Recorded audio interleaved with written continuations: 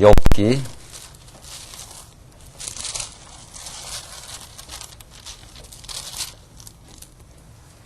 38장 1절 말씀입니다. 우리 하나님 말씀 구약성경 욥기 38장 1절입니다.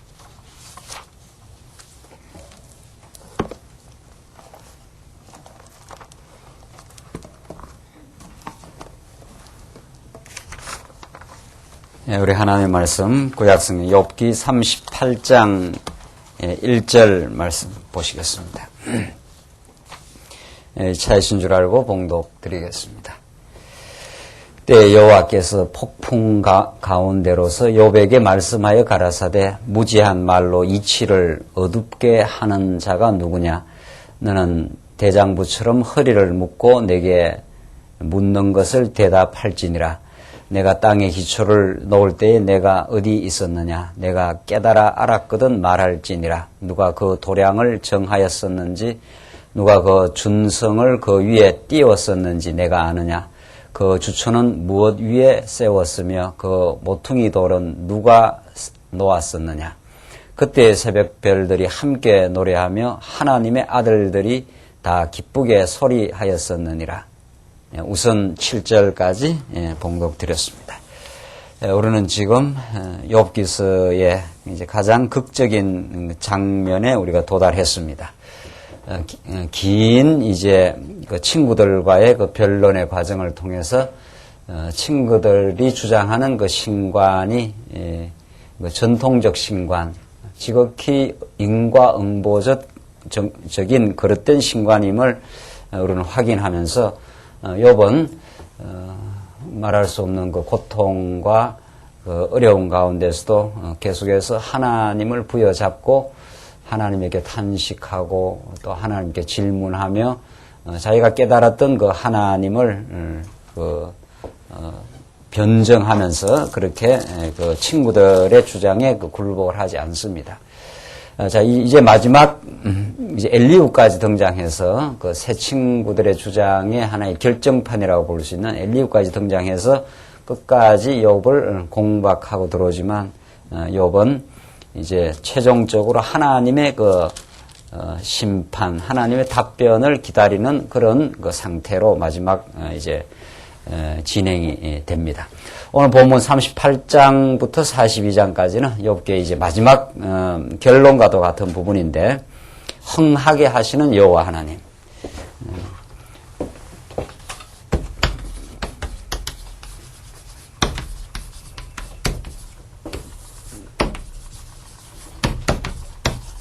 이게 욥기 38장 오늘 본문부터 42장 마지막에 그 해당하는 그 장면입니다.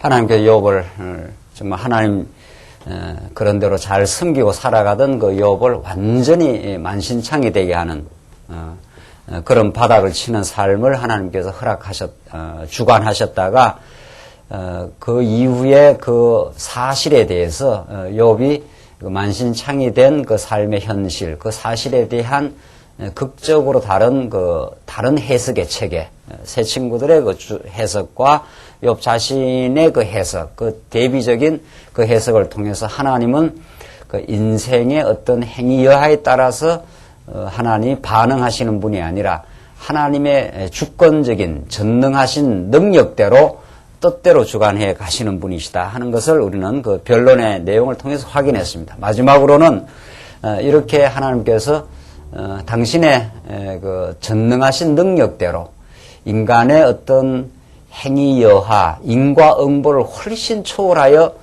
당신의 주권적 자유, 주권적 계획대로 섭리하시는 그 하나님을 이제 마지막에 이 흥하게 하시는 하나님을 통해서 최종적으로 보여줍니다. 욥이 회개를 했다라든가 욥이 그 새 친구들의 주장처럼 자기의 잘못을 깨달았기 때문에 또 흥하게 하는 것도 아닙니다.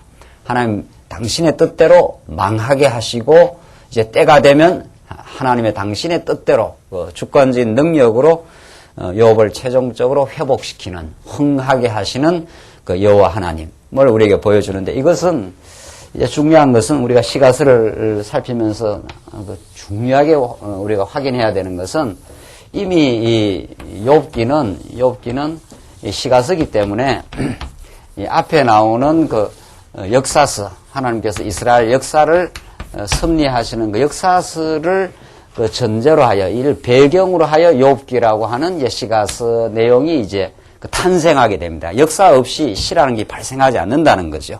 어떤 아름다운 시든 뭐 서정적인 시든 안 그러면 아주 사회적인 의식이 강한 그 옛날 우리 그 오공 시절 같은 김지하 씨라든가 이런 사람들이 오적이라든가 이런 아주 사회 의식이 강한 시든 어떤 시든지 간에 그 이전에 어떤 그 역사의 현실, 어떤 자연 세계의 어떤 현실, 그 현실을 꿰뚫고 그 현실을 온몸으로 전율하는 시인이 그 역사 현실에 대해서 노래를 하게 돼 있는 거죠. 그 역사가 뭐 아름답든지 참혹하든지 어떤 그 현실이든지 그 시인은 그 역사의 현실에서 자기의 온몸을 던져서 그 역사의 현실을 경험하고 역사의 부조리를 경험했다라든가 또 역사에서 어떤 회복 사건을 경험했다라든가 그걸 경험하고 이제 노래 부르게 되어 있습니다. 그러니까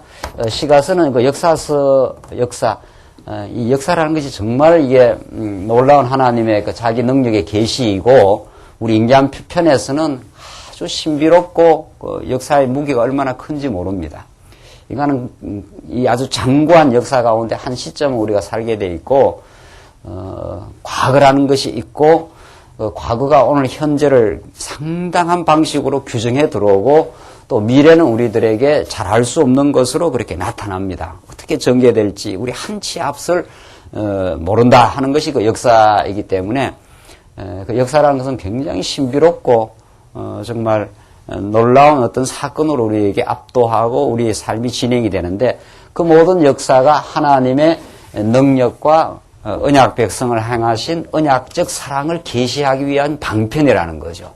이것이 우리 언약 성취의 역사라. 이제 우리는 그렇게 이론적으로 성경을 정리를 하는데 역사라는 것이 참 굉장히 신비롭고 우리의 인간적 그 예측을 얼마나 넘어서 있는지 모릅니다. 그래서 우리는 모른다는 거 아닙니까? 미래를 우리는 예측하기가 이러쿵저러쿵 예측을 하지만 그 예측은 거의 빗나갑니다. 거의 맞아떨어지는 것이 거의 없다는 거죠. 경제학자들이 오늘날의 금융위기를 예측을 못했다는 겁니다. 이렇게 미국의 경제가 이렇게 일거에 위기가 닥치고 세계 전역으로 퍼져나갈지를 그 탁월한 경제학자들이 이거를 예측을 못한다는 겁니다. 모든 것이 그렇습니다. 역사적 현실에 대한 모든 학문의 대가들이 그 현실을 예측한다는 것이 쉽지 않다는 것을 다 놀라고 그래서 역사 현실 앞에서 신비함을 신비롭다. 우리가 알기가 어렵다. 이런 것들이 조금이라도 깊이 있게 학문을 하는 사람들, 깊이 있게 사물을 들여다보는 사람들은 최종적으로 그렇게 말할 수밖에 없습니다. 그러니까 대충 제대로 그 연구를 하지 않은 사람들이 어떤 사실에 대한 나름대로의 그 아주 무모한 예측을 하고 무모한 예단을 하지만은 조금만 더 깊이 삶의 현실로 들어가게 되면은 모르겠다 하는 것이 거의 대가들이 하는 다 주장들입니다. 그렇듯이 이 역사는 굉장히 신비롭게 진행이 되고 있고 그 뒤에 하나님의 정말 오묘한 계획과 작정하심이 이제 숨겨져 있고 그것이 지금 역사 가운데 실현되고 있는 겁니다. 자, 이스라엘 역사를 보십시다. 이스라엘 역사는 아담 타락 이후 모든 인생이 죄 가운데서 멸망받아 마땅한 존재로 그렇게 진행되고 있지만 하나님은 정말 아브라함에게 예고 없이 다가옵니다. 모든 아담 타락 이후 모든 인간이 죄악 가운데 빠져서 멸망받아 마땅한 하나님 앞에서 우리 창세기 6장을 보면 모든 인류가 다 범죄했다. 그렇게 되지 않습니까? 그래서 하나님께서 이 인간의 지으심을 후회하셨다 할 정도로 그 긍휼히 보시는 하나의 표현이지만은 모든 인류가 다 범죄하여 하나님 알지 못하는 그런 그 상황 속에 있는 인생에게 예고 없이 하나님은 아브라함을 이미 창세 전에 선택하고 계획해놓고 찾아오십니다. 그러니까 아브라함은 전혀 자기 인생이 그렇게 진행될 줄이야 그 후에라야 아하 이게 하나님의 계획이요 하나님의 언약적인 뜻이 등장했다 이렇게 아는 거지. 아브라함은 자기의 인생이 어떻게 진행될지는 전혀 모르는 겁니다. 그렇게 하나님이 아브라함이 찾아오실 줄은 모르는 거죠. 그렇게 찾아오신 방식을 우리는 언약의 방식이라 이렇게 말합니다. 하나님 이미 계획을 하셨고 언약대로 찾아오시는데 그 아브라함의 생애 자체가 그렇고 아브라함의 후손들은 이스라엘 민족의 역사는 전혀 예상치 못한 쪽으로 진행이 됩니다. 참 이것을 보면은 우리는 한순간 한순간 하나님을 의지할 수밖에 없는 인생이지 우리의 어떤 계획을 앞세워서 내 삶을 컨트롤하려고 한다든가 어떤 교회 마찬가지 우리의 사업 현장 마찬가지 그렇다면 언제나 좌절하고 언제나 실망하게 될 것입니다. 아브라함 그 후손들의 그 진행 방향을 보십시오. 하나님께서 아브라함 나타나서 약속했으면은 가나안 땅을 그냥 주면 될 것 같은데 전혀 아브라함은 상상치도 못한 삶으로 이스라엘 민족사는 전개됩니다. 그걸 우리는 애굽 400년 종살이라 그렇게 말합니다. 그러니까 우리 인생의 방향은 우리의 예측과는 너무도 다르게 진행되면서 그 신비로운 배후에 하나님의 손길이 놓여져 있습니다. 지금까지 우리 인생이 그러하고 앞으로도 그러합니다. 이런 성경의 그 언약 성취의 역사를 들여다보면 우리는 전적으로 하루하루를 의지할 수밖에 없고 우리의 삶과 죽음, 우리 인생의 모든 운명, 우리의 흥망성쇠가 하나님의 전적인 손에 달려있다는 걸 우리는 깨닫게 됩니다. 그렇게 하나님께서는 아브라함 후손들을 400년으로 종사를 인도하신 다음에 하나님의 계획을 따라서 당신의 때가 되어 등장하시고 그 백성들을 약속대로 구원해내십니다. 이것이 이스라엘 역사라는 거죠. 하나님께서 집어넣었다가 다시 건져내시고 하시는 것은 인간의 어떤 계획도 아니요, 인간의 어떤 열망도 아니요, 인간의 어떤 무슨 바람의 역사도 소원의 역사도 아닙니다. 궁극적으로 하나님 계획하셨고 그들이 인간이 기대한 방식과는 전혀 다른 방식으로 인도하시고 하나님이 그들을 건져내시고 약속의 땅으로 인도해 가시는 방식. 이게 역사였습니다. 이게. 자, 이 역사를 그 배경으로 깔고 이 시가스가 터져 나오고 이 욥기서의 이 시문학적 방식이 지금 이제 전개되는 거죠. 그래서 이스라엘 백성들을 망하게 하셨다가 흥하게 하시는 하나님. 애굽으로 400년 종살이 집어넣었다가 400년이라는 그 긴 세월을 인도하셨다가 하나님께서 당신의 뜻대로 구원해내심, 흥하게 하심인 거죠. 이 이스라엘 역사를 하나님께서는 배경 깔고 이 욥기서가 전개되고 있다. 이 사건은 장차 오실 또 누구를 또 언약하고 있느냐 이거죠. 이 망하게 하셨다가 하나님께서 흥하게 하시는 이 욥기의 사건이 누구를 지금 바라보며 이 욥의 사건과 이 해석이 지금 이루어지고 있느냐는 거죠. 그 말할 것도 없이 우리는 장차 오실 예수 그리스도 사건. 하나님의 아들이 십자가에서 죽는다. 이거는 도저히 인간이 예상할 수 없는 방식이에요. 그래서 욥에게 나타난 하나님은 인간이 자기의 어떤 지성적 범주, 예측의 범주 속에서 하나님은 이럴 것이다, 저럴 것이다 하는 그 모든 인간의 생각을 완전히 초월하고 뛰어넘는 방식으로 하나님이 등장하십니다. 그 극적인 사건을 우리는 예수 그리스도의 등장이라 이 땅 위에. 하나님의 아들이요, 그는 만왕의 왕으로 등장하시고 하나님의 모든 대권을 거머쥐고 이 땅에 찾아오시지만은 인간의 전혀 기대와는 다르게 십자가의 가장 비참한 방식으로 죽어가야 했고 마침내 그는 십자가를 짊어지게 되는 방식, 망하게 되는 방식이죠. 그러니까 이거는 그 모든 당대 사람들이 예수가 그리스도임을 알아채질 못합니다. 민중들도 그러하고 헤롯 땅도 그러하고 빌라도도 그러하고 마침내 그의 제자들도 다 부인하는 방식을 취하게 됩니다. 그러니까 아무도 몰랐다 이런 뜻입니다. 제자들이 조금은 눈치를 챘지만은 마침내 십자가에 달려 돌아가실 때는 포기하고 절망하고 돌아간 거죠. 자, 이렇게 하나님의 계시는 여러분과 저가 이렇게 잘 깨달을 수가 없는 겁니다. 우리의 이성으로는. 우리가 지금 이 말씀을 깨닫는 건 전적인 하늘문이 열린 사건이요. 지혜의 영이신, 진리의 영이신 성령 하나님의 정말 바람같이 찾아오신 사건입니다. 사도 요한은 성령의 나타나심을 바람이 이리로 임의로 불매 어디로 그 바람이 부는지 모른다는 거예요. 그러니까 그 말이 무슨 말입니까? 성령 하나님은 자기의 주권적으로 역사하시고 주권적으로 우리에게 등장하시고 깨닫게 하시고 역사하시기 때문에 바람이 임의로 불기 때문에 바람이 어느 길로 가는지를 알지 못한다 이런 뜻입니다. 그래서 정말 우리는 이런 그 성령 하나님의 도우심과 임재하심과 우리를 깨닫게 하시는 역사를 깨달으면 우리는 우리의 신앙 전부가 놀랄 사건들입니다. 어떻게 우리가 성경을 깨닫는가? 우리가 어떻게 하나님의 그리스도의 몸된 지체 안으로 우리가 인도되었는가? 이건 전부 놀랄 사건들입니다. 또 앞으로 우리는 어떻게 깨달아 갈 것인가? 이 말씀이 어디로 퍼져나갈 것인가? 우리는 전혀 예측을 못합니다. 그래서 놀랄 뿐이고 경외할 뿐이고 하나님이 한 걸음 한 걸음 당신의 계획을 따라서 인도해 가시고 있습니다. 이렇게 된다는 거죠. 자, 그래서 이 역사의 신비로움, 인간의 예측을 훨씬 뛰어넘어서 당신의 전혀 예상치 않게 찾아오시고 전혀 기대와는 다르게 집어넣으시고 거기에 살 수밖에 없는 인생들에게 찾아오셔서 건져내신 하나님의 역사. 이런 그 역사서가 이 욥기의 배경사로 지금 깔려 들어가는 거죠. 이 욥이라는 한 인생을 통해서 그렇게 승리를 지금 해 가시는 거죠.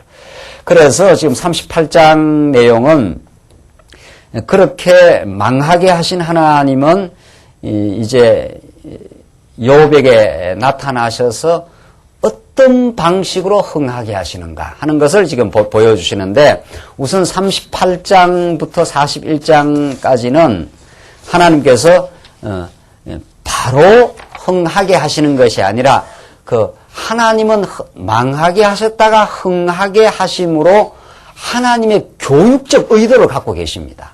자, 중요한 것은 이렇게 예수님은 십자가에 못 박으셨다가 부활케 하셔서 이제 하나님 어떤 의도를 갖고 계시는 거죠. 하나님 우리를 구원하시려고 하시면은 뭐 십자가 못 박거나 부활하거나 이렇게 할 필요가 없습니다. 그냥 너는 구원 백성이다 이렇게 하면 끝나는 거죠. 그렇지 않습니까? 뭐 그렇게 뭐 복잡한 그 과정을 거칠 필요가 없습니다. 왜 하나님께서 십자가에 못 박으시고 3일 만에 부활하게 하시고 또 성령을 보내주시고 우리가 지금 교회를 이루게 하시고 또 교회를 통해서 땅끝을 향해서 복음을 전파하게 하시고 이 모든 것이 하나님의 의도된 교육이 있습니다. 무언가를 깨닫게 하시겠다 이런 뜻이죠. 그러니까 욥의 42장 마지막 장에 나타나는 흥하게 하시는 것이 최종적으로 42장에 욥기 마지막에 나타나는데 그냥 흥하게 하시려면은 욥의 모든 그 자손들이라든가 경제적인 거라든가 모든 게 다 회복됩니다. 이제 그 흥하게 되는 그 42장이 나오는데 그 자체가 목적이라면 그렇게 해버리면 됩니다. 그러나 그 흥하게 하시는 그 하나님은 하나님이 망하게 한 다음에 욥을 하여금 무언가를 지금 의도하고 있는 거죠. 가르쳐 주시려고 하는 거죠. 이게 지금 포커스입니다. 그러니까 하나님의 자기 계시는 우리들에게는 교육으로 나타나는 거죠. 그를 알아 경외하게 하기 위해서 지금 그게 목적이에요. 우리는 우리의 삶을 이렇게 하고 저렇게 하는 것이 우리의 늘 주된 관심사입니다. 그러니까 하나님하고 늘 생각이 달라요. 하나님은 이렇게 되든 저렇게 되든 하나님께서 끌고 가시면서 하나님의 그 무궁한 능력과 신비로운 그때 신비롭다는 건 언제나 우리 이성적 예측을 넘어섭니다. 우리의 어떤 판단을 넘어서.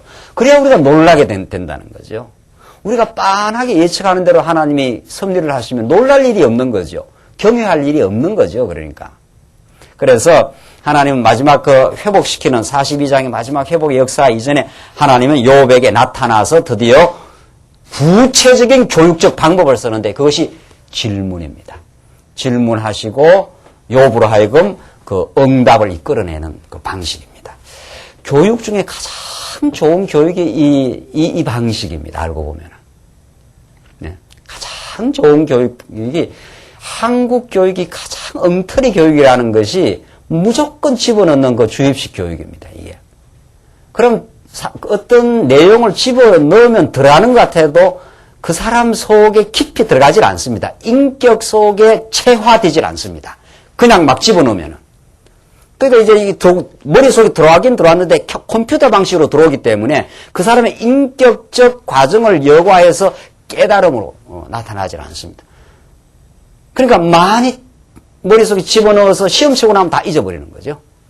자기 인격하고는 아무 상관없는 지식들. 그게 대학 가면 공부 안 한다는 게 그런 뜻입니다.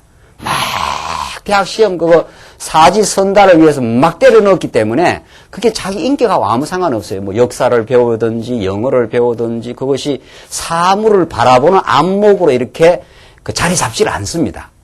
중고등학교 이 교육 방식이라는 게 그냥 막 시험 치기 위해서 때려 넣어놨기 때문에 자기 인격하고는 상관없이 이 기계적인 지식으로 머릿속에 남아있다가 시험이 끝나면 다 자기 인격하고 아무 상관없어요. 역사를 배우고 나면 역사를 보는 안목이 생겨야 되는데 달달달달달달 외웠기 때문에 아무 상관이 없어요. 그 자기 역사를 보는 세계사를 바라보는 안목으로 형성 자리 잡지 않습니다. 오늘날 이 성경 교육도 마찬가지인데 하나님은 어떻게 우리를 가르치는가 하면은 우리에게 질문하면서 우리 하여금 생각을 이끌어내십니다.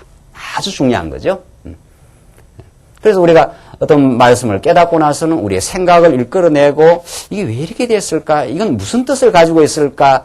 이런 스스로의 질문을 이끌어내고 거기에 대해서 한 단계 더 깊은 해답의 세계로 전진하게 되어 있습니다. 언제나.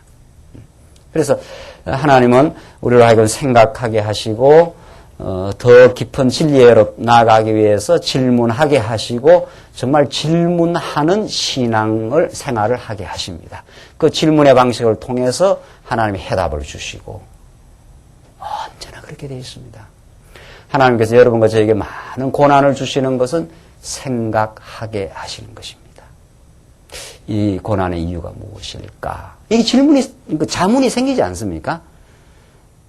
하나님께서 왜 내게 이런 일을 허락하실까? 이렇게 질문을 하게 돼 있고 그것이 하나님의 계시의 말씀으로 내게 답으로 인격화됩니다. 언제나.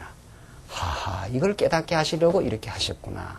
그 아하라는 그 인격적 해답이 필요한 거죠. 언약 성취를 달달달달달달 머리에서 애우는 게 중요한 것이 아니라 하나님께서 이렇게 언약대로 섭리하심으로 나를 이렇게 교육하게 하시려고 그랬구나. 이걸 깨닫게 됩니다. 여호와 하나님은 욥에게 그렇게 등장하시는 겁니다. 지금 이게 중요합니다. 어떻게 등장하십니까? 때 여호와께서 폭풍 가운데로서 욥에게 말씀하여 가라사대 무지한 말로 이치를 어둡게 하는 자가 누구냐? 이렇게 하면서 이제 질문의 형식으로 등장하십니다. 이게 이제 하나님의 놀라운 아주 탁월한 교육 방법이라는 거죠. 하나님의 자기의 전능성을 드러내시되 38장 전체는 보십시다. 38장부터 39, 40, 41장까지 마지막 42장인데 이 넉 장이 걸쳐서 하나님은 질문의 방식을 통해서 하나님의 그 전능성을 이제 욥에게 또 하는 질문을 통해서 등장을 하십니다. 너 이런 걸 아느냐? 이런 걸 아느냐? 하면서 그 질문 속에 하나님이 얼마나 전능하신가. 만물을 주관하시고 모든 동물들의 생태계를 다 주장하시고 이 우주의 운행을 주장하시는 너무도 신묘막측하신 하나님의 그 전능하신 그 내용을 가지고 질문하고 들어오는 거죠. 그러니까 욥이 이제 점점 그 하나님 앞에서 낮아지고 이렇게 됩니다. 그 질문 앞에. 도저히 이건 내가 생각지도 못한 그 질문이 튀어나온단 말이죠. 그러니까 욥이 이전에 굉장히 하나님을 많이 알았었습니다. 그 새 친구들과 비교하면 상당히 욥은 하나님에 대한 정확하고 분명한 하나님에 대한 지식을 가지고 있었습니다. 하나님은 뜻이 계셔서 나를 이렇게 만신창이 되게 하셨다. 하나님 참으로 전능하시다. 그게 뜻이 있으시다. 이렇게 이제 내가 잘못했기 때문에 이렇게 때린 것이 아니다. 나는 하나님 앞에 섬겼지만 하나님의 능력을 보여주시기 위해서 이렇게 했다. 이렇게 욥은 정확한 하나님에 대한 지식을 가지고 있었고 더 하나님 앞에 탄식하고 질문하고 나간 거죠. 또 괴로워하면서 나간 거죠. 그 괴로움이 그 질문의 방식으로 나온 거란 말이죠. 그러니까 욥은 이스라엘 역사의 과정을 너무도 잘 보여줍니다. 하나님은 애굽 400년 종살이 시킨 것부터가 이거는 아주 신비로운 일입니다. 왜 그를 400년 동안 이 죄악 가운데 종살이 시키느냐 말이에요. 하나님 그냥 아브라함을 인도하실 수 있는 분이신데 그렇지 않습니까? 왜 하나님이 그래 하십니까? 뿐만 아니에요. 건져냈으면 바로 좀 들어가야 될 거 아니에요? 열흘 길만 하면 걸어갈 수 있는 길을 40년이라고 하는 방식을 보인다. 그게 전부 이스라엘 백성들에게 질문을 낳는 거죠. 왜 이렇게 하십니까? 하박국 선지자로 대변되는데 나중에 왜 하나님이 이렇게 강포가 이상해?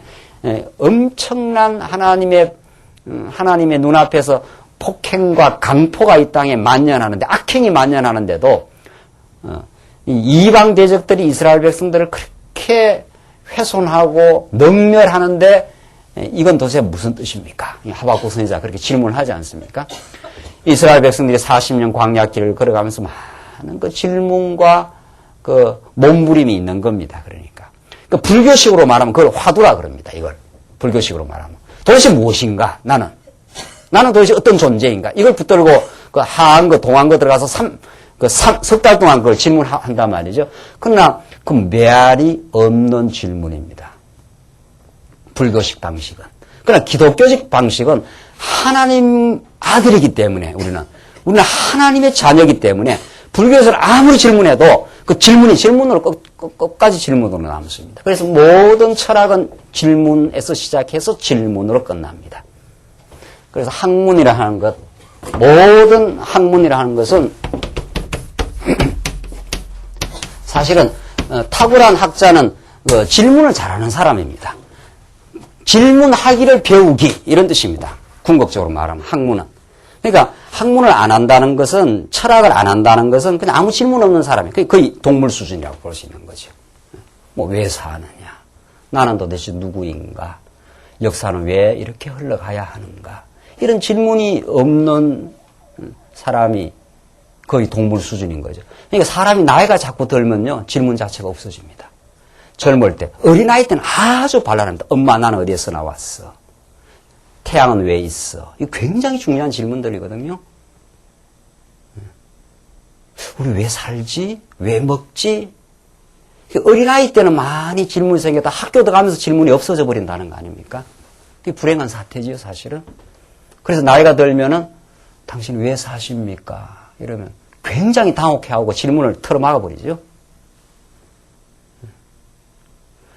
그래서 이 질문이라는 게 그렇게 중요한 것인데 기독교적인 질문은 우리 하나님과 우리 인격적 관계, 하나님의 사랑의 관계이기 때문에 우리가 하나님 앞에 질문하게 될 때 하나님이 응답을 하신다는 겁니다. 그러니까 그 질문이 바로 기도입니다. 그러니까. 여러분, 그 기도라는 것은 하나님의 뜻을 구하는 끊임없는 과정인데 하나님, 내가 이렇게 이런 일을 당했습니다. 내 뜻대로 살려고 하니까 참 힘듭니다. 이렇게 살아왔는데 이런 엄청난 시련에 내가 지금 부닥쳐 있습니다. 이것이 무슨 뜻입니까? 하나님의 뜻을 알게 하옵소서. 이런 거 아닙니까? 기도라는 게. 그렇죠? 그게 얼마나 중요한지 모릅니다. 이것이 진리의 그 과정인데 하나님은 이 폭풍 가운데 나타나셔가지고 욥에게 이제 말씀하여 가라사대 하면서 질문의 방식을 통해서 당신의 천지 만물을 주관하시는 전능성을 이제 보여주시는데 첫 번째 질문이 뭡니까? 무지한 말로 이치를 어둡게 하는 자가 누구냐? 이것은 그 앞에 나오는 엘리후를 의식하고 하는 이야기입니다. 엘리후가 많은 말을 했지만은 사실은 그 이치, 이게 히브리어로 아차라고 하는 건데 이게 하나님의 작정, 계획 이런 뜻입니다. 그러니까 무지한 말로 하나님의 뜻 이런 뜻입니다. 이게 이치. 우리말 번역을 이치라 했는데, 그러니까 무지한 말을 하면 하나님의 뜻을 오히려 어둡게 해버린다는 거죠. 그러니까 엘리후의 주장 혹은 더 나아가서 세 친구의 주장은 무수한 말을 퍼다부었지만은 욥에게 그 모든 말들이 하나님의 뜻을 어둡게 하는 말입니다. 어둡게. 이 놀라운 거죠, 사실은. 이 세상에 뭐 수많은 책들이 있고 수많은 철학이 있고 사상이 있지만 그 모든 것들이 우리는 그걸 비진리라 한다. 말이죠. 네. 그것들이 하나님의 진리를 이렇게 가로막아요. 하나님께로 가는 길을 가로막는단 말이죠. 그러니까 우리가 계시의 말씀, 위로부터의 계시의 말씀을 듣지 않고 세상에 많은 공부를 하고 세상에 수많은 정보를 접하면 점점 하나님으로 가는 그 길을 막게 됩니다. 이렇게 말하면 뭐 세상 공부하지 말란 말이냐? 그건 아니에요, 언제나. 하늘의 계시의 말씀을 잘 깨달으면은 이 세상의 학문은 모든 것은 과정 학문이란 말이죠. 근데 하나님의 계시 진리를 깨달으면 모든 공부를 하면서 좋죠. 그걸 다 해석을, 재해석을 할 수 있는 거니까. 그러나 이 계시 진리를 깨닫지 못하고 이 모든 주장들은 전부 하나님을 애교로 가는 길을 어둡게 합니다. 그렇지 않나요? 왜냐하면 지혜의 근본이신 여호와 하나님을 알지 못하기 때문에 그렇습니다. 그러니까 가지를 붙들고 계속 주장 안 하면 더욱더 뿌리에게서 멀어지는 거죠. 이 세상 학문은 다 가지 학문들인데 그 가지를 열심히 탐구하고 나서 그것이 하나님 아는 지식과 접목이 되면 그게 의미가 있는 거죠. 그렇죠? 그래서 이 엘리후의 주장은 무지한 말로 이치, 하나님의 뜻을 어둡게 하는 자였습니다. 그래서 하나님은 이 엘리후와 더 나아가서 세 친구들의 주장을 하나님께서 견책하고 들어오는 겁니다, 지금. 무지한 말로 이치를 어둡게 하는 자가 누구냐? 이렇게. 너는 대장부처럼 허리를 묶고 내가 내게 묻는 것을 뭐라고 그랬습니까? 대답할지니라. 그러니까 질의하시고 질문하시고 응답을 이끌어내시는 방식입니다. 이게 하나님의 교육의 방식이었어요. 이게. 그러니까 우리는 정말 성경에서 하나님께서 어떻게 행하시나 이걸 우리가 지금 깨달아가는데 가장 좋은 방식은 하나님의 교육 방식 아니겠어요? 그렇죠? 하나님 뜻대로 행하는 그 교육 방식. 하나님께서 언약의 방식으로 하나님의 당신을 보여주시고 그 언약의 뜻을 보십시오. 이 하나님 언약하셨어요. 아담에게 언약하고 아브라함에게 언약하고 언약하셔서 하나님은 그 성취하십니다. 그래서 하나님이 어떤 분인가를 가르쳐 주셔요. 그 언약이 이루어지는 그 과정은 이렇게 되어 있단 말이죠. 그렇죠? 하나님의 언약이 이루어진 가운데 아담이 타락했고 이스라엘 백성으로 말하면 400년 종살이를 했고 그 종살이에서 나와서 곧바로 들어가는 것이 아니라 정말 파란만장한 이스라엘 백성들의 광야의 그 길을 걸어간단 말이죠. 이 모든 것들이 질문입니다. 왜 하나님께서 이렇게 하십니까? 왜 이렇게 하십니까? 이렇게 끊임없이 이것이 도대체 무슨 뜻입니까? 이렇게 하나님이 계시의 말씀으로 이제 응답을 해준다는 거죠. 이것이 내가 여호와임을 너에게 알게 하려고 이렇게 하신 것이다. 이렇게. 그러니까 이 고비가 우리가 하여금 그 답을 더 심층적으로 깨닫게 하는 지금 과정들입니다. 그러니까 하나님이 여호와시다 하는 것은 최종적인 결론 아닙니까? 그 하나님이 여호와시라는 것은 천청만청입니다. 그러니까 그 깨달음은. 이게 역사의 깊이입니다. 역사의 깊이. 하나님이 여호와시다 하는 것은 우리 유초등부 아이들도 답 잘합니다. 하나님 누구시지? 그러면 하나님 여호와십니다. 7, 80생애를 다 살고 이제 하나님 부르시기 얼마 전 그 파란만장한 겹겹이 쌓여있는 인생사의 그 고난과 회복과 눈물의 바다와 사망의 엄침한 골짜기를 겹겹이 지나온 인생에게 하나님은 누구십니까? 하면 여호와십니다. 그 말은 하늘과 땅으로 달라요. 이 하늘과 땅으로. 이 겹겹이 쌓여있는 그 역사의 그 청들을 거쳐가면서 하나님은 우리에게 여호와이심을 증명해 주시고 우리 마음속에 인격 속에 체화되는 방식으로 우리를 이끌어가고 있습니다. 언제나. 그래서 하나님은 질문을 하시는 거죠.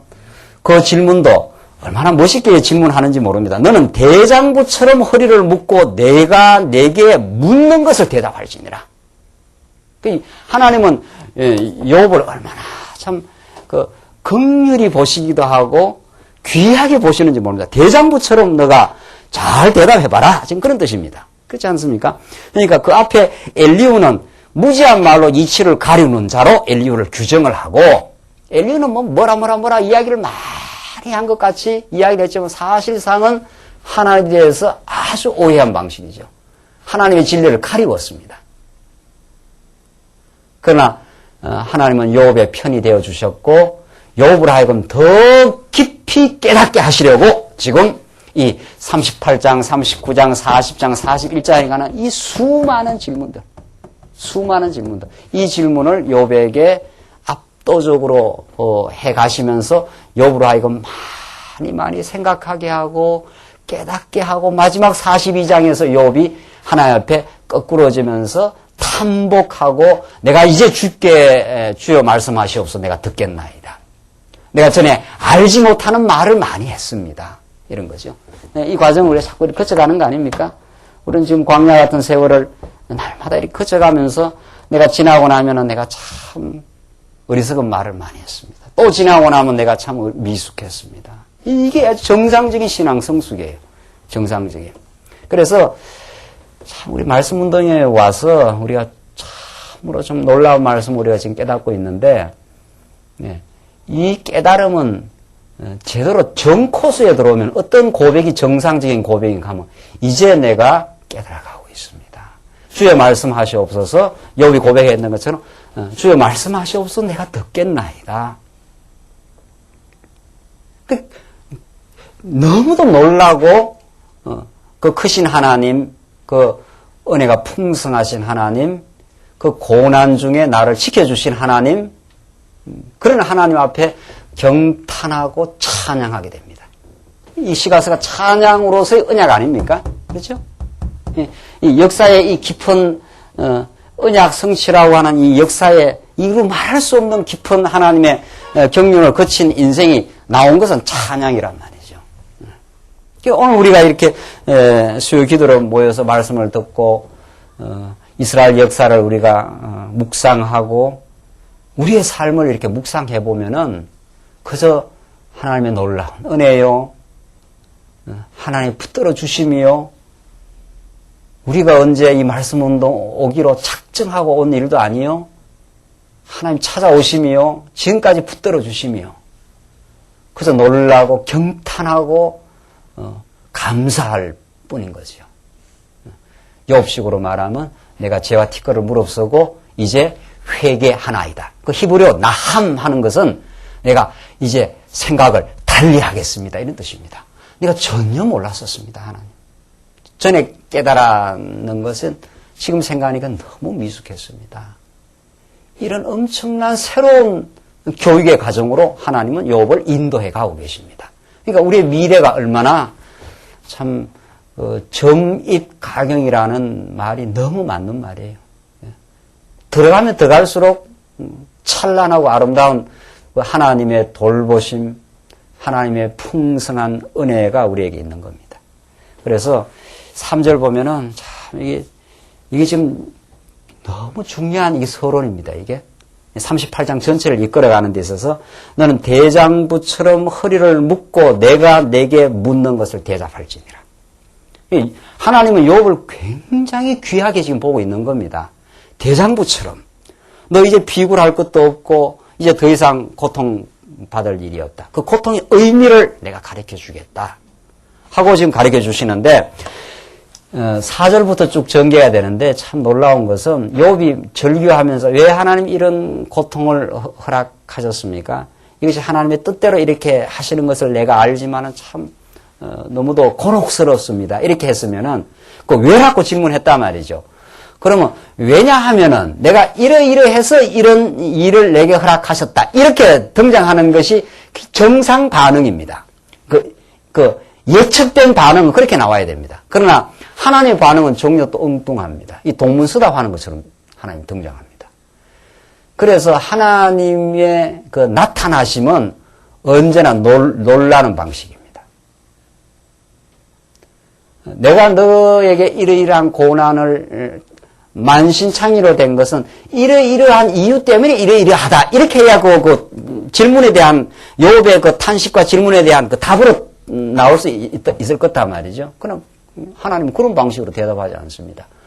전혀 엉뚱한 데서 하나님은 답을 가지고 와서 욥을 질문의 방식으로 지금 하나님의 그 만물을 창조하시는 그 위로부터의 그 계시적인 그 질문을 지금 퍼부어댑니다. 그것이 창조주 하나님, 만물을 주관하시는 창조주 하나님, 욥의 조불한 생각을 훨씬 뛰어넘으신 하나님의 비밀스러운 섭리, 그걸 지금 밝히면서 욥이 나중에 이 수많은 그 계시적 질문 앞에 욥이 자기 할 말을 다 잊어버리게 되는 겁니다. 그것이 그러니까 욥이 하나님은 많이 질문하시고 욥이 한 번 대답을 하고 첫 번째 대답이 있고 또 하나님 많이 질문하시고 마지막 욥이 두 번째 응답하는 구조로 되어 있습니다. 지금 38장 42장이 수많은 이 질문들, 욥이 도저히 그 질문 앞에 압도를 당해서 자기가 대답을 할 수가 없습니다. 그 질문이 욥의 예측을 너무도 벗어났고 너무도 엄청난 그 창조주의 전능하심으로 욥에게 다가오기 때문에 욥이 내가 아무 할 말이 없습니다. 이렇게 됩니다. 이게 첫 번째 답입니다. 이게 내가 입을 가려울 뿐입니다. 두 번째 답은 다시 한번 많은 질문을 하고 두 번째 답은 첫 번째 답보다는 훨씬 더 큰 깨달음에 이르게 됩니다. 아하 이렇게 되는 겁니다. 욥이 마지막에 여기까지 이제 갑니다. 그래서 우리는 우리 인생사가 계속 이렇게 진행될수록 이스라엘 역사가 그러했듯이 언약의 뜻이 우리에게 계속 이루어지면서 지난날 그 수많은 곤혹스러운 삶의 현장들, 우리에게 남겨진 질문들, 그것들이 세월이 가면서 하나님의 계시적인 언약 섭리의 가운데 깨닫고 최종적으로 아하 이렇게 됩니다. 아하 이것을 깨닫게 하시려고 하나님이 이러이러한 과정을 내게 허락하셨습니다라고. 그 스스로 답에 이르릅니다. 하나님은 요렇쿵 저렇쿵 이렇게 했다. 이렇게 그 합리적 방식으로 답을 해주는 게 아니라 너무도 위로부터 엄청난 이 방식으로 질문의 방식으로 그 질문 안에 답을 갖고 있는 겁니다. 그러니까 보십시오. 4절 내가 땅에 기초를 놓을 때에 내가 어디 있었느냐. 내가 깨달아 알았거든 말할지니라. 욥은 이건 생각지도 못한 거거든요. 땅의 기초를 놓을 때 내가 어디 있었느냐.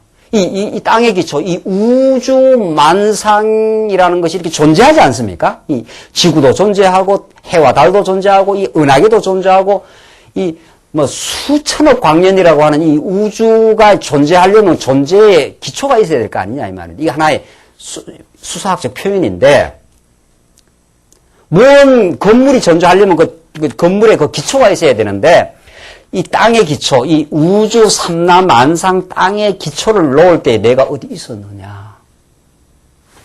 그러니까, 욥이 아무 할 말이 없는 거죠. 이게 우주라면은, 욥이라는 건 정도 안 된단 말이죠. 우주의 어떤 무슨 기초가 있어야 우주가 존재하지 않느냐. 이게 이제 하나의 문학적 표현입니다. 이런 엄청난 우주의 기초를 놓았을 때 너가 어디 있었느냐 이렇게 물으니까 욥은 아무 할 말이 없는 거죠. 의안이 벙벙할 뿐입니다. 여러분은 이 땅에 존재할 때 어떤 계획이나 무슨 기초가 있었습니까? 아무 기초가 없습니다. 우리는 아무런 계획도 없었고 완전히 무에서 출현했을 뿐입니다. 그걸 우리는 하나님의 영원한 계획에서 출현했을 뿐입니다. 우리에게서 근거가 하나도 없습니다. 그러니까 하나님은 모든 것을 주관하시고 모든 것이 그로부터 말하기 때문에 얼마든지 하나님은 욥에게 고난을 주실 수 있습니다. 만물이 그에게 나왔었기 때문에. 안 그래야 될 이유가 없는 겁니다. 하나님이 원인이고 하나님이 근거고 하나님의 주권이 모든 거의 시작일 뿐입니다. 너가 땅의 기초를 내가 땅의 기초를 놓을 때 너 어디 있었느냐? 그러니까 욥은 뭐 이렇게 하나님께 따지고 물어보려고 여러 가지 질문을 많이 했지 않습니까? 하나님 앞에 송사를 합니다. 하나님 내 변론을 좀 받아주십시오. 내가 너무 곤혹스럽습니다. 뭐 이렇게 하나님이 자기 질문에 대해서 응답을 해주기를 바랐는데 하나님의 대답은 하나님은 거꾸로 욥의 존재 근거를 질문해 버립니다. 질문하고 있는 욥의 존재 근거를 갖다 물어버리니까 뭐 질문하는 사람이 아무런 뭐 이렇게 따져야 될 무슨 근거가 하나도 없어져 버린 거예요. 무슨 말인지 아시겠죠? 존재하고 있는 너 존재 자체가 너가 이게 땅에 존재하고 있는데 그 땅의 기초를 내가 낳았는데 너 언제 있었느냐 이러니까 아무 할 말이 없는 겁니다. 그래서 욥이 나중에 내가 아무 할 말이 없습니다 이렇게 합니다. 이게 하나님의 대답입니다. 그러니까 우리는 너무도 합리적이고 자기 중심적이어서 자꾸 뭐 이렇게 내가 원하는 답을 얻으려고 합니다. 왜 하나님이 이렇게 합니까? 왜 이건 이렇게 하고 저건 저렇게 하고 따지고 묻고 뭐 그 합리적인 그 틀 안에서 이래야 된다 저래야 된다라고 또 자기가 자기 나름대로 해답도 하고 자기가 나름대로 답하고 자기 나름대로 답도 하고 뭐 우리 어른이 볼 때는 애가 그 몸부림을 치고 있는 거죠. 하나님의 답은 전혀 엉뚱한 방식으로 이렇게 떨어집니다. 이게 우리는 계시의 말씀이라 그럽니다. 이것이 예수 그리스도의 등장하심입니다. 이 땅 위에. 예수는 아무 근거가 없습니다. 죽어야 될 이유가 없는 겁니다. 예수님에게 어떤 죽을 이유를 찾을 수 있습니까? 죽으실 이유를? 없어요. 하나님의 영원한 뜻이었습니다. 하나님의 영원히 숨겨진 계획이 그리스도의 십자가 사건으로 부활로 등장한 겁니다. 그것이 우리의 구원이요. 그것이 하나님 존재의 증명이요. 하나님 위대한 속성, 우리를 무한히 사랑하심의 표현입니다. 그것이. 다른 이유가 없는 겁니다. 그러니까 우리는 그냥 삶이 고통스럽고 힘들면은 우리는 이 땅 안에서 뭘 답을 찾아보고 누구한테 그 문제를 돌리고 탓을 하고 안 그러면 자기를 덜 뽑고 뭐 이렇게 합니다. 이게 무슨 내 죄 때문에 그렇다. 너가 나를 이렇게 만들어서 이랬다. 이렇게 아무리 덜 뽑아도 답이 안 나옵니다. 이걸 죄라고 합니다. 이 죄를 해결하신 분은 오직 예수 그리스도 한 분밖에 없어요. 죄라는 건 자기중심적 질문이요. 자기중심적 해답입니다. 자기가 질문하고 자기가 대답하고 온갖 몸부림치는 거죠. 답 안 나옵니다. 세상에 어떤 누구도 답을 안 해줍니다. 그러니까 우리는 누구한테 질문하고 누구한테 답을 얻어야 합니까? 하나님께 질문하고 하나님으로부터 답을 얻어야 되는 인생입니다. 이 욥기는 너무도 근본적인 지금 진리를 우리에게 가르쳐 줍니다. 이게 언약 성취의 깊이입니다. 언약 성취는 굉장히 논리적으로 전개하면서 그 깊이가 얼마나 깊은지 모릅니다. 욥기는 언약 성취의 역사의 그 깊은 심층을 우리에게 가르쳐 주고 있는 거죠. 그 역사의 심층 속에 담겨있는 하나님의 깊은 오묘한 뜻을 우리에게 가르쳐 주고 있습니다. 내가 땅에 기초를 놓을 때 너가 어디 있었느냐? 이렇게 질문하고 들어오면 욥은 자기가 몸부림치고 이렇게 했던 모든 것이 다 이거 내 중심적일 수밖에 없구나. 이렇게 이제 깨닫게 되는 겁니다. 그러니까 이 질문 뒤에는 내가 모든 걸 주장하는 전능자 아니냐 이 말입니다. 지금 그렇죠? 땅의 기초를 하나님이 놓았기 때문에 우주 삼라만상이 존재하고 욥이 존재하고 욥이 질문도 하고 이러는 거니까 내가 모든 걸 작정하고 창조한 하나님이다. 지금 이렇게 나타나는 거죠. 이 질문 속에 앞으로 계속되는 그 질문이 다 그런 내가 만물을 주장하는 창조주 하나님 아니냐. 내가 얼마든지 고난도 줄 수 있고 고통도 줄 수 있고 너를 영원히 복락의 땅으로 인도해 갈 수 있는 분이다. 그걸 지금 말하고 있어요.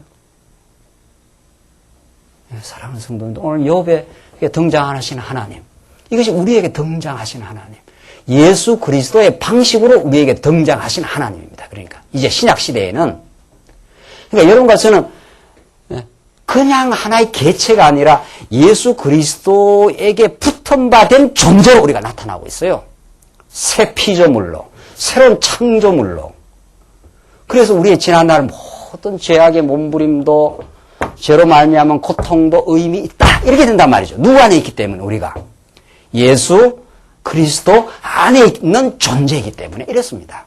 그러니까 예수 그리스도가 아니면 우리는 전부 꽝이에요. 아무것도 아니에요. 천하 없는 학문을 다 하고 세상 만사를 다 아는 것 같아도 예수 그리스도를 아는 지식이 없으면 전부 다 허무한 겁니다. 그러니까. 그렇죠? 그래서 예수 그리스도 아는 지식이 가장 어떻게 해요? 고상함을 인하여. 왜? 예수 그리스도를 알면 우리는 하나님이 어떤 분이심을 어떻게 해요? 알게 되고 하나님의 살아계심을 우리는 믿게 되니까. 우리는 예수 그리스도를 말하면 하나님을 믿어지게 된 존재예요. 얼마나 우리가 고귀하고 하나님 안에서 사랑받는 하나님의 자녀인지 모릅니다. 우리는. 이게 욥이 가리키는 기기묘묘한 하나님입니다. 욥을 궁극적으로 사랑하신 하나님이에요.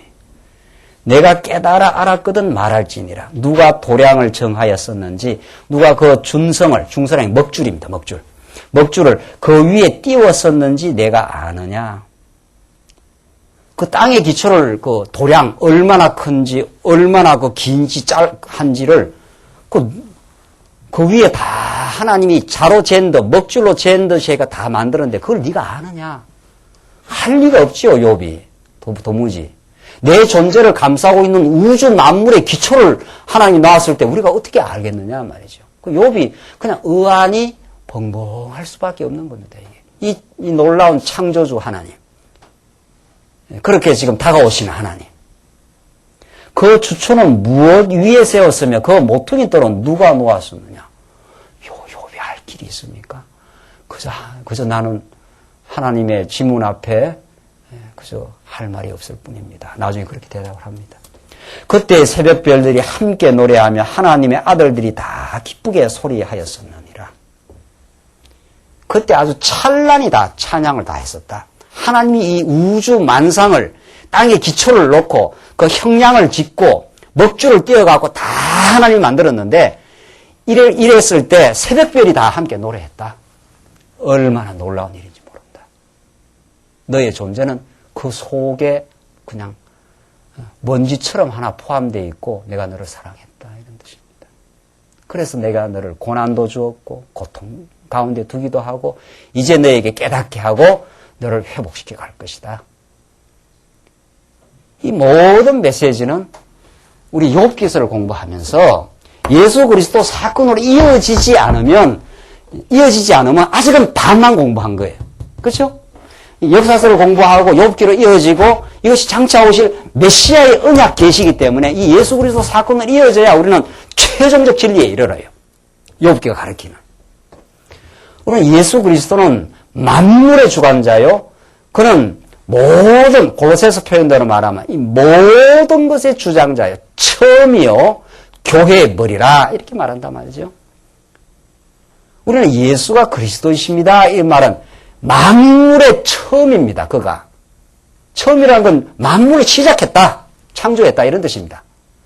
그가 창조의 중보자요. 구속자요. 그가 우리 안에 찾아오신 겁니다. 내가 너 안에, 너가 내 안에 있습니다. 그 예수 그리스도는 만물보다 크시고 그 만물보다 크신 분이 우리 안에 찾아오셔요. 영적으로.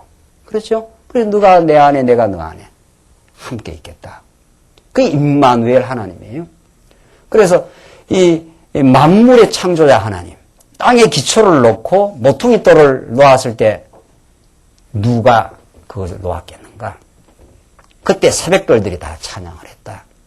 이런 이 놀라운 문학적 이 하나님의 창조의 능력, 그 무궁한 능력은 장차 오실 메시아 사건으로 예수 그리스도야말로 우주를 삼라만상을 지으신 창조주요, 그가 하나님의 아들이요, 그는 우리를 붙들고 사랑하고 우리와 함께 거해 주시는 구속주라. 이것이 지금 욥기가 가리키는 이 질문의 방식으로 등장하고 있는 하나님이에요. 조금만 더 보고 결론을 지을까요? 바닷물이 태에서 나온 같이 넘쳐 흐를 때 문으로 그것을 막은 자가 누구냐? 그때 내가 구름으로 그 어복을 만들고 흑암으로 그 강보를 만들고 계한을 정하여 경계를 다 정했다는 겁니다. 문과 빗장을 베풀고 이르기를 내가 여기까지 오고 넘어가지 못하리니 그 교만한 물결이 여기 그칠지니라 하였었노라. 바닷물의 경계를 다 정해놓았다. 12절 내가 나던 날부터 아침을 명하였었느냐 새벽으로 그 처소를 알게 하여 그것으로 땅끝에 비추게 하고 악인을 그 가운데서 구축한 일이 있었느냐. 땅이 변화하여 진흙에 인친 것 같고 만물이 옷같이 나타나되 악인에게는 그 빛이 검한 바 되고 그들의 높이 든 팔이 꺾여 있느니라. 다 빛이 땅끝까지 다 비추게 되는 그런 역사가 있었다. 내가 바다 근원에 들어갔었느냐 깊은 물 밑으로 걸어 다녔었느냐 사망의 문이 내게 나타났었느냐 사망의 그늘진 문을 내가 보았었느냐 땅의 넓이를 내가 청량하였었느냐 다 알거든 말할지니라. 네가 바다 근원 바다 그 깊은 곳까지 들어가 봤느냐? 뭐 욥이 들어가 볼 수가 없는 거죠. 바다 조금만 들어가도 그 바다는 조금만 들어가도 두려운 겁니다. 여러분들 바다 그 해수욕 가시면은 한 100m만 들어가 보죠. 굉장히 그 공포가 찾아옵니다. 왜냐하면 바다 깊이라는 건 얼마나 깊은지 모르니까. 그 풀장에서 수영하는 거하고 달라요. 바다는 조금만 들어가면 그 10년이 얼마나 깊은지를 모릅니다. 그걸 인간이 도무지 알 길이 없다 이런 뜻입니다. 이게 하나의 하나님의 그 창조의 능력, 인간의 이 조브라운 그 생각을 너무도 초월하시고 초월하여 이 우주 만물을 섭리하신 하나님의 그 창조의 능력, 이것을 하나님은 욥에게 여러 가지 방식으로 지금 보여주고 있습니다. 땅의 기초를 놓을 때 어디 있었느냐? 바다의 경계를 정한 걸 내가 아느냐? 바다의 근원 밑바닥까지 한번 가봤느냐? 이 모든 그 질문들이 욥의 조브라운 판단 능력을 압도해버렸고 욥은 하나님 내가 하나님을 잘못 알았습니다. 이게 욥의 마지막 고백입니다. 사랑하는 성도님들, 오늘 욥의 이 말씀은 우리의 삶 속에 그대로 드러나고 있고 이 놀라운 욥기에 정말 웅장하고 놀라운 이 질문의 방식, 이 어마어마한 하나님의 창조의 능력, 그건 신비한 방식으로 우리에게 다가오시고 그 언약의 놀라운 말씀으로 우리에게 하나님께서 찾아오셔서 우리를 떠나가지 않습니다. 이것이 예수 그리스도 사건의 최종 이루어진 것입니다. 우리는 너무도 놀라운 하나님의 섭리의 비밀 속에 예수 그리스도의 통치 속에 이 신비로운 하나님의 교회 속에 우리가 살고 있습니다. 그 하나님 의지하시고 그 하나님을 전적으로 의탁하시면서 미래를 맡기시고 평안하시기 바랍니다. 기도하십시다. 우리 자비하신 하나님 아버지 은혜를 감사합니다.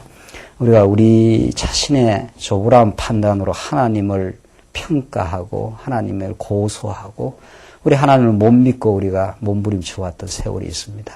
하나님 욥기에 나타난 이 어마어마하고 웅장하신 하나님의 창조의 능력, 질문의 방식으로 욥을 하여금 많이 생각하게 하시고 욥을 하여금 마침내 거꾸로 틀이신 하나님의 그 놀라운 능력, 마침내 욥을 사랑하여 욥에게 회복시켜 가시는 하나님의 놀라운 언약 성취의 이 드라마 같은 역사를 우리가 확인하고 있습니다. 하나님, 우리의 지나온 깊은 역사에 겹겹이 있어왔던 하나님의 돌보심과 하나님의 보호하심과 인도하심 속에 우리 인생이 진행되는 걸 믿어지게 하여 참으로 오늘 삶을 만족하게 받아들이고 미래를 참으로 평강 가운데 조망하게 하시옵소서.